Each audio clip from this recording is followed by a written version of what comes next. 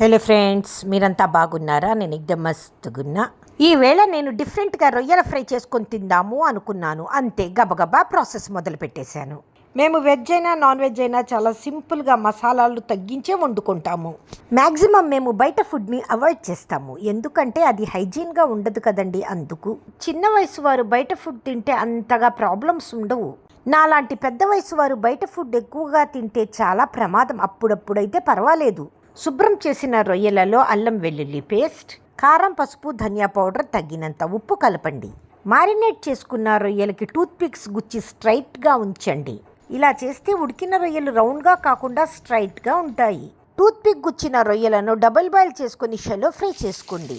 వీటిని స్టార్టర్స్ లాగా ఉల్లిపాయల్లో నంచుకొని తింటే మీరే అంటారు, వాహ్ క్యా బాత్ హై అని. మన జీవితంలో ఉపయోగపడే ఒక మంచి మాట మన అందరి కోసం నా నోట. ఎవరిని అయినా అడిగి తీసుకునే ఆనందం నాకు అవసరం లేదు. అడిగి తీసుకునే ఆనందంలో ఎవరికైనా లాభం, తృప్తి ఉంటుందా? మన అదృష్టంలో ఏది రాసిపెట్టి ఉందో అది తప్పక జరుగుతుంది. దానిలో లాభం ఉన్నా నష్టం ఉన్నా స్వీకరించటం మాత్రం తప్పదు. Have a nice day. Friends, మా వీడియోస్ మీకు నచ్చినట్లయితే, ఇంకా చూడాలి అని ఆసక్తిగా ఉంటే please like, share and subscribe to cute baby Klin Kaara.